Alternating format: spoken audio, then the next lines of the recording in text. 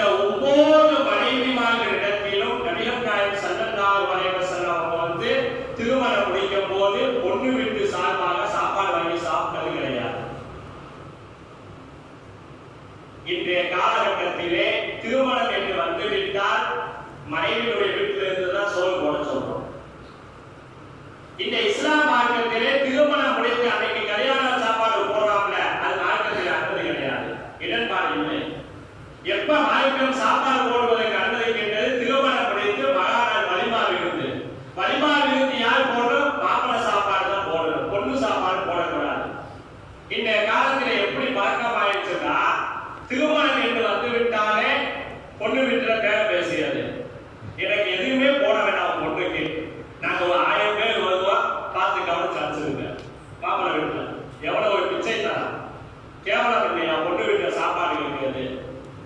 அது இந்த காலத்துல அது பழக்கமா போச்சு. பொண்ணு வீட்டு சாப்பாடு மாப்பிள அப்படியே கல்யாணத்துக்கு அப்புறம் பேசி முடிச்சது, கல்யாணத்துக்கு முன்னால நாங்க 1000 பேர் வருவோம், நீங்க சாப்பாடு போட்டு அனுப்பிச்சு விடுங்க. பொண்ணு வீட்டுல பேர பேசுறது இது மார்க்கத்திலே கூடவே கூடாது, அனுமதி கிடையாது.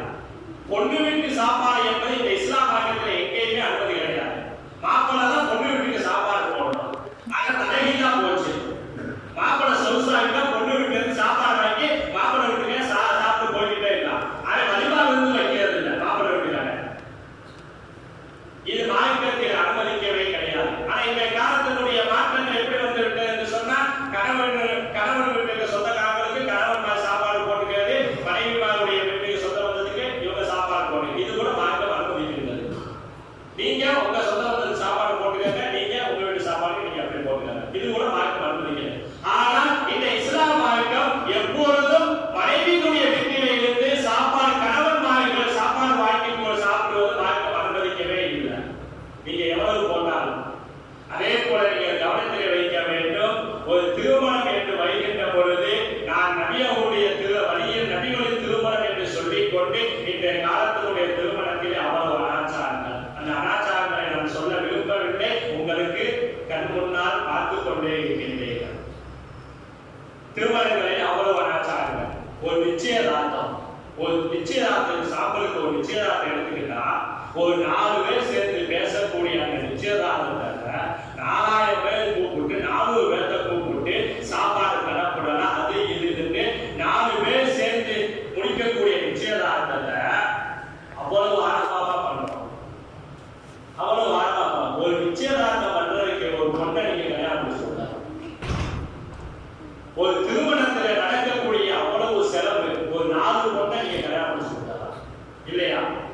அவ்வளவு அனாச்சாரங்கள், அவ்வளவு இது கேட்டா நபி வழி சொன்னது திருமணம்.